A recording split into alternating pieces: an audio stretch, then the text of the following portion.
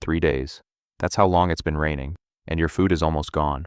This isn't the kind of rain you ignore. It drowns every sound, turns the ground into thick, pulling mud, and slowly kills your fire.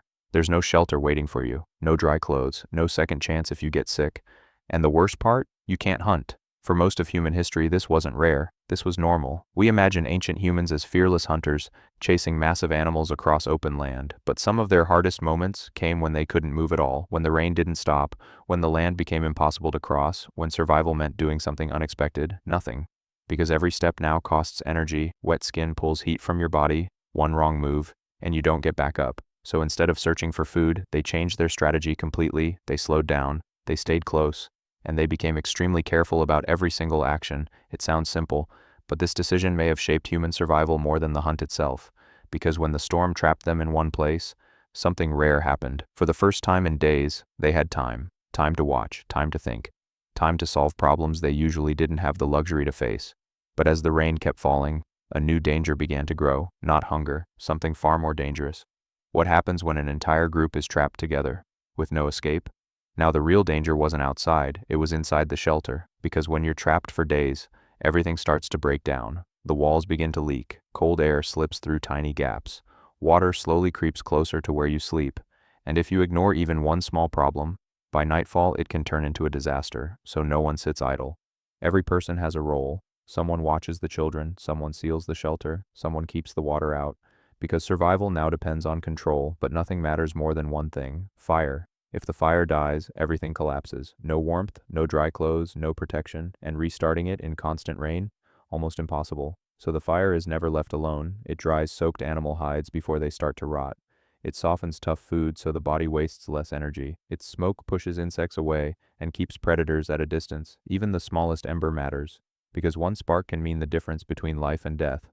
But surviving the storm isn't enough. They have to be ready for what comes after. So inside the shelter, work never stops.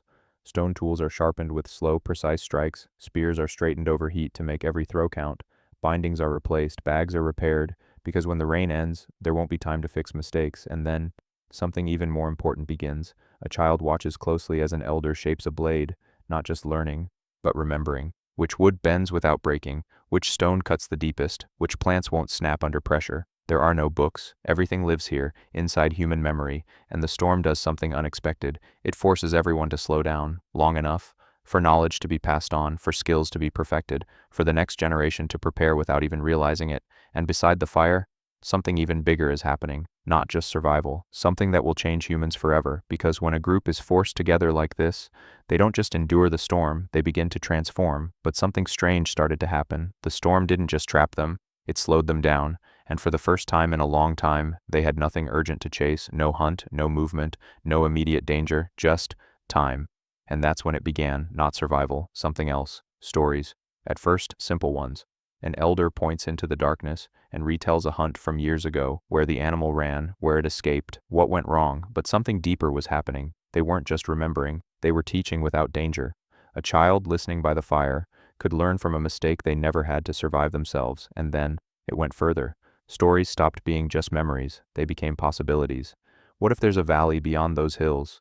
What if water exists where no one has gone yet? What if tomorrow can be different? For the first time, humans weren't just reacting to the world, they were imagining it. And while the rain kept falling, something else quietly began: experimentation. What happens if I strike this stone differently? Can this branch bend instead of break? What if I tie these two things together? Most of it failed. But failure didn't matter anymore, because now they had time to try again. One better tool, one smarter idea, one small improvement. Nothing dramatic, nothing instant. But over time, these tiny changes stacked, quietly, relentlessly, until survival itself became easier. Then one day, the rain begins to fade, the forest is silent. Mist hangs between the trees, no one speaks. They step outside slowly. But something is different. The children know more, the tools are better, the plans are clearer, the group is stronger. The storm didn't just interrupt their lives, it changed them. And when they walked back into the world, they carried something no animal ever could, not sharper teeth, not stronger muscles, something invisible. Knowledge, ideas, imagination, things that would outlive the storm and shape generations they would never meet.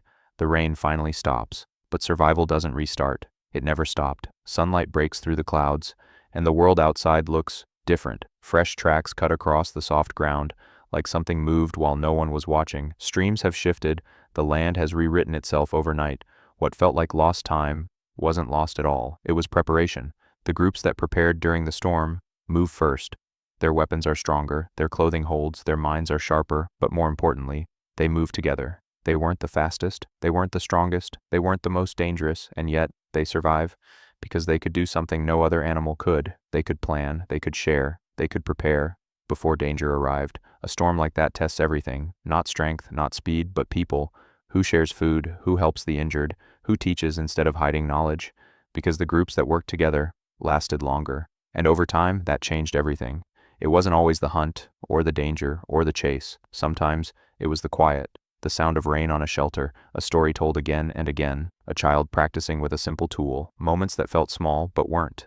A conversation becomes a habit becomes a tradition becomes a belief, and slowly, a culture is born. When we look back, we don't just find tools, we find proof that someone planned ahead, that someone repaired instead of quitting, that someone believed tomorrow was worth preparing for. Every worn spear meant another hunt was expected. Every repaired hide meant another winter was coming. And still, they created beauty. Even when survival was uncertain, progress doesn't only happen in action. Sometimes, it's built in stillness, in the moments where nothing seems to be happening.